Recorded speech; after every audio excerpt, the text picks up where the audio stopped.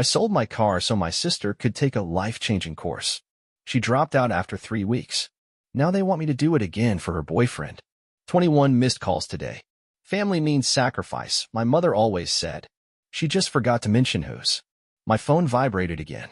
21st missed call. All from home. I didn't even have to check the screen anymore. I'd memorized their patterns. First it would be Ashley, my sister, soft and sweet like honey-drenched nails. Then Mom. Guilt trips with a touch of performance. Finally Dad. The enforcer. Cold, short, final. I tossed the phone onto the couch like it burned. My name is Daniel. I'm 27. I work 2 jobs, day shifts at the loading dock and night shifts at a gas station twice a week. 3 months ago, I sold my car so my little sister could attend what she called a life-changing intensive self-development program. She said it would open doors. She said she'd finally be someone. Mom called it an investment in her future. What no one talks about is who paid the bill for that investment. Spoiler, it wasn't Mom. I sold the only car I owned, a scratched-up, loyal 2010 Corolla that still ran like a dream. I walked to work every day since. Rain, heat, snow. Chicago didn't care. Neither did my family. And Ashley?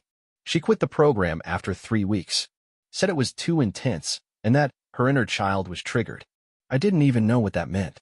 Now, they want me to do it again. Only this time, it's not for Ashley. It's for her boyfriend. Yeah, you read that right. It started, like always, with a family dinner I couldn't afford to miss.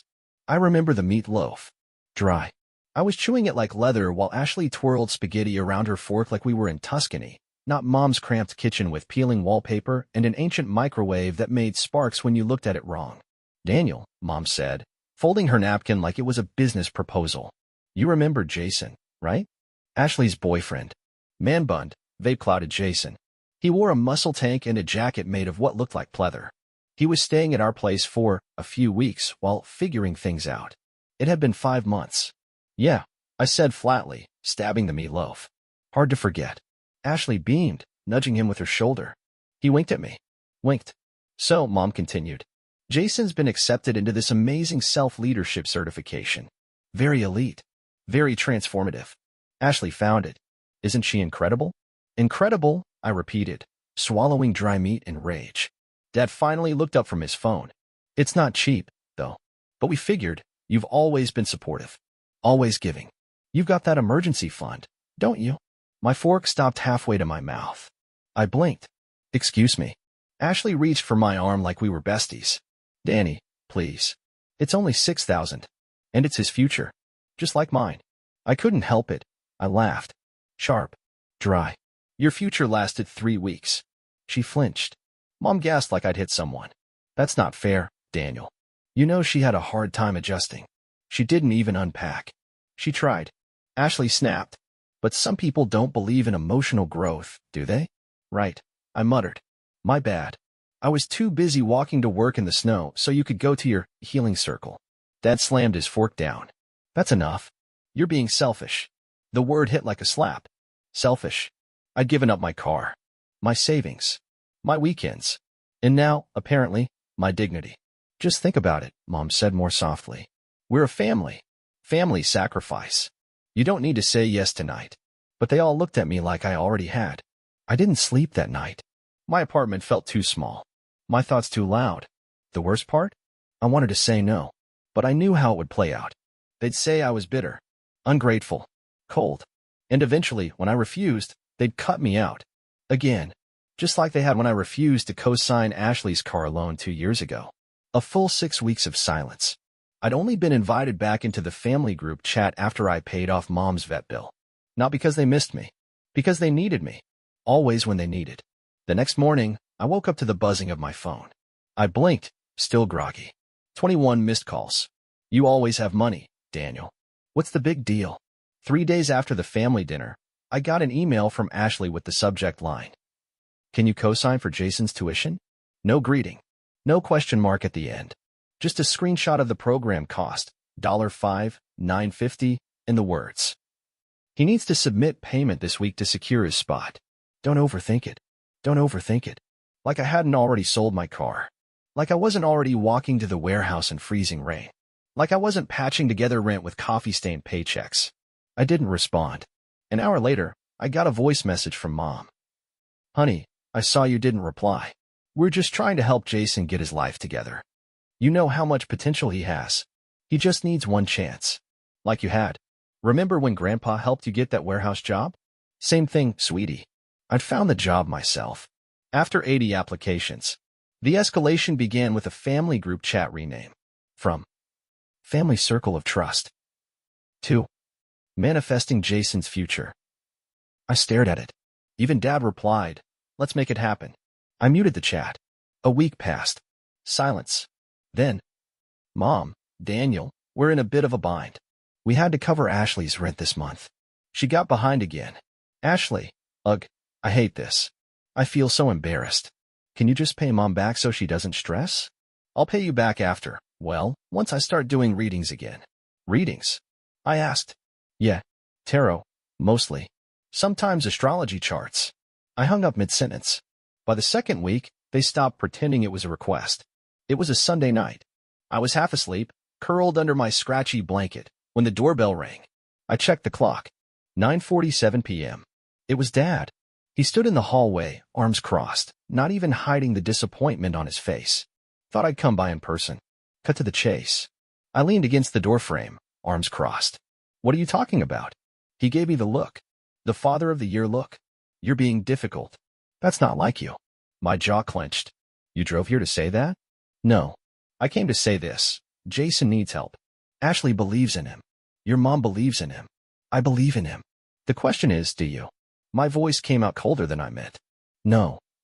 He blinked. The silence between us thickened. Excuse me. No. I don't believe in him. I believe in consequences. In showing up. In not vaping on the couch while calling yourself a visionary. Dad's eyes darkened. You've changed. I had to, I said, or I'd be you. He stepped back like I slapped him. We stood there, the quiet screaming between us. Then he nodded, tight and cold. Understood. Have a good night, Daniel. He walked off. Didn't say goodbye. The retaliation started the next morning. Ashley blocked me on everything. Mom sent me a Venmo request for $2,000. Label, fair share. Dad removed me from the family Netflix. And Jason? He posted a vague meme on Instagram. Sometimes the people closest to you fear your glow. Cut them off.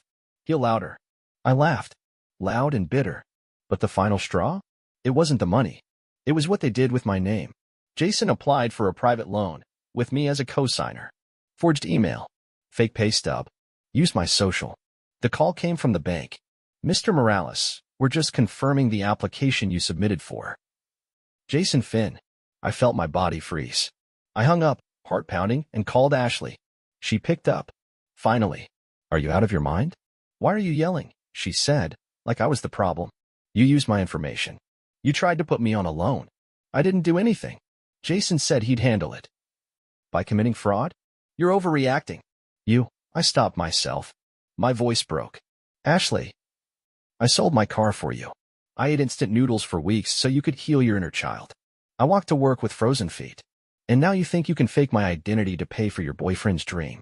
She was quiet for a second. Then, it's not that deep, Daniel. It's just money. You always make it back. That night, I didn't sleep. I paced. For the first time, I felt it rising, like acid in my throat. A burning. Not sadness. Not frustration. Not even betrayal. Just rage.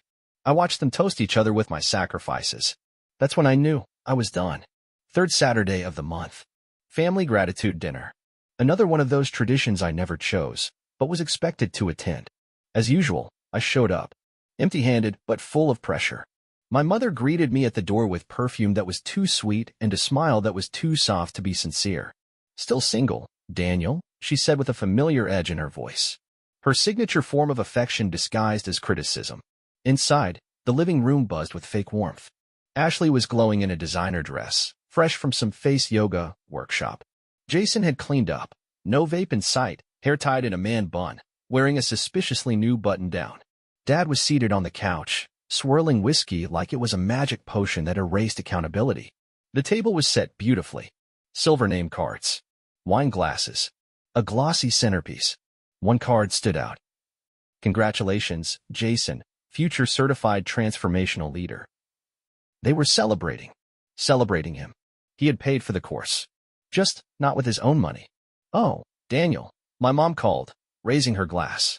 None of this would have been possible without you. I didn't say anything. Just sat down. Ashley leaned over, smiling like we were best friends. We told Grandma you helped Jason enroll. She cried. Said you're the real man in this family. Jason grinned. Partnership, bro. You're the rock. I'm the visionary. I looked at him for a long moment, then said quietly, you applied for a loan using my name. That's called fraud. Jason blinked. Ashley's smile faltered. Wait, what are you talking about? You used my social security number. You forged my income statement. You put me down as your co-signer. Ring any bells? Jason chuckled, but his face was stiff. Whoa, man. That was nothing. Chill. It didn't even go through. You still tried. It was Mom's idea, Ashley blurted out. She said you'd probably agree if we just went ahead and did it. If I just didn't find out? I said, slowly. My voice was cold now. I stood up. No yelling. No theatrics. Just finality. Silence swept the table. This isn't a family dinner, I said. This is a feast, and I'm the one you've been feeding off. Mom stood too defensive. Daniel, don't be dramatic. We're just trying to help Jason succeed. No. You're using me. You've been using me for years. Dad scoffed. Oh, so now you're the victim? I turned to him. No. I'm just not your donor anymore. I walked to the kitchen drawer. Pulled out a file. Set it down on the table. A printed record. Every transaction I made for them over the last year. Jason's coaching course. Ashley's missed rent. Mom's vet bills. Dad's surprise dental surgery. Even the laptop Jason broke and I replaced. I did the math, I said. $23, $760. That's what I've given this family in 12 months. Mom gasped. We didn't ask for all that. You didn't have to. You guilt-tripped me into volunteering. Ashley folded her arms. So what? You want a medal? No, I said. I want out. Ashley's voice rose, shrill and cracking. You're just going to walk away? After everything? I stared at her. You mean after everything I gave? Yeah, I am. The silence was sharp. I reached into my pocket and played the voicemail on speaker. The banker's voice filled the room. Yes, Mr. Morales, someone did attempt to use your information for a $6,000 loan under the name Jason Finn. Everyone froze. Jason's mouth opened. Closed. Ashley looked like she wanted to disappear. You recorded that? Mom asked, pale. Yes. And I reported it. You can't be serious, she said. I am, I said. I filed a formal complaint. With your name, Jason, and any co-conspirators they find along the way. Jason stood up. This is insane. You're overreacting. No, I'm reacting appropriately. For the first time in my life. I grabbed my coat. Mom tried to stop me. Her hand reached for my arm, desperate now. Daniel, please. Don't let this ruin us. We didn't know you were this angry. I turned to her. I'm not angry anymore. I'm done. I walked out without looking back. Didn't go home. Didn't answer their calls. Changed my number. Moved apartments. Deleted family from every app. New email. New job. New rules. That night, for the first time in my adult life, there were no missed calls. No requests. No subtle demands hidden behind fake gratitude. Just silence. And for once, it didn't feel empty. It felt like peace. They took me for granted. Now they'll have to watch me win, without me. It's been 4 months. 4 months since I walked out of that dinner. 4 months since I filed the fraud report. 4 months since I heard Ashley cry to Mom about how he betrayed us. They never heard back from me. Not after the 30 voicemails. Not after the fake apology texts. Not even after Dad's last desperate call. Let's talk like men. No lawyers. I wasn't interested in talking. I was building. I took everything I had left and built something mine. It started as a side hustle. Deliveries. Late-night courier work across Chicago. Fast, quiet, low risk. No one cared about the guy on the bike. But I paid attention. Every delayed order. Every overpriced gig app. Every complaint from businesses trying to move packages faster. I saw the gap. So I created my own logistics platform. No middlemen. Just efficiency, reliability, and brutal focus. I called it deadweight, because that's what I'd been carrying all my life. At first, it was just me. Then 3 drivers. Then I partnered with a tech-savvy buddy from my warehouse days. He coded the back end. I ran operations like a war room. 2 months in, we hit 100 orders a day. By month 3, we were being courted by a healthcare distributor to manage same-day urgent medical deliveries. And I had one rule. No family. I went quiet. But my name didn't. One morning, I woke up to an email from a regional startup magazine. We'd love to feature Deadweight in our Resilience in Motion series. You've built something raw, honest, and functional. It's impressive. Your story deserves to be told. I didn't want press, but I wanted them to see it. So I said yes. The article dropped on a Tuesday. Front page. From rock bottom to six figures in 4 months, the man who turned family debt into a delivery empire. And just like that, the silence broke. 3 missed calls from Ashley. 2 from Mom. 1 text from Dad. Proud of you. Let's talk soon. Family first. I smiled. Ignored everyone. A week later, the email came. Subject: urgent. Help needed. From Mom. Jason lost his job. The coaching institute collapsed. Apparently it was a scam. Ashley's having panic attacks. We're trying to hold things together, but bills are stacking up. Please, if you can just help this one time. We know you're doing well now. Your company looks successful. You're still part of this family. No, I wasn't. Instead of replying, I made another move. I bought out the courier subcontracting license for the neighborhood where my dad's business had operated for 20 years. He used to mock delivery guys. Now his storefront depends on them. My company's drivers now cover that area. They don't stop at his door. Business is business. 2 months later, I was invited to speak at a tech founders panel. One of the topics was knowing when to cut ties. I stood on stage, looked out at the crowd, and said, sometimes, the only way to grow is to disappoint the people who were never really rooting for you. Afterward, a guy with a familiar face approached me. Jason. Same man bun. Less glow. Hey, man. I saw the article. You really did it, huh? I looked at him. Calm. Cold.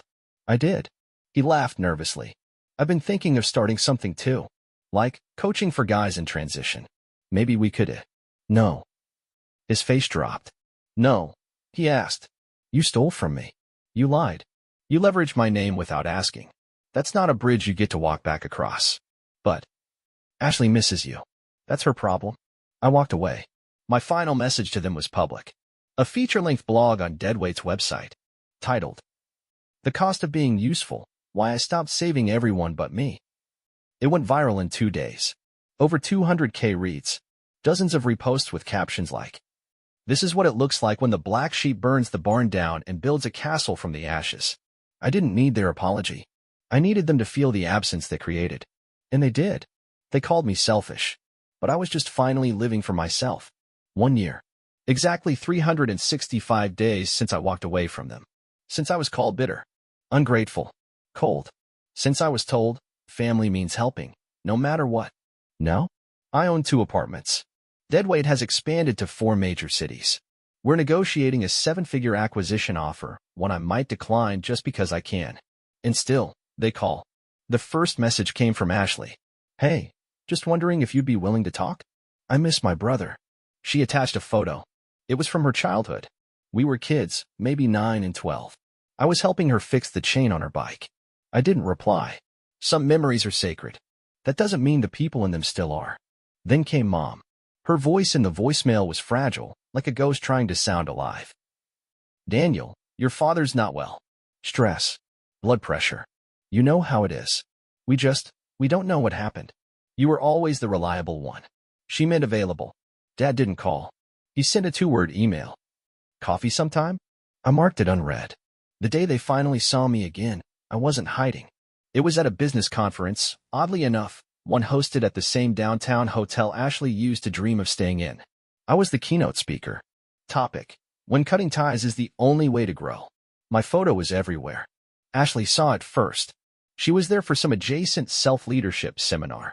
Of course, she stared at me like I was a stranger. Because, in many ways, I was. She waved. I didn't wave back.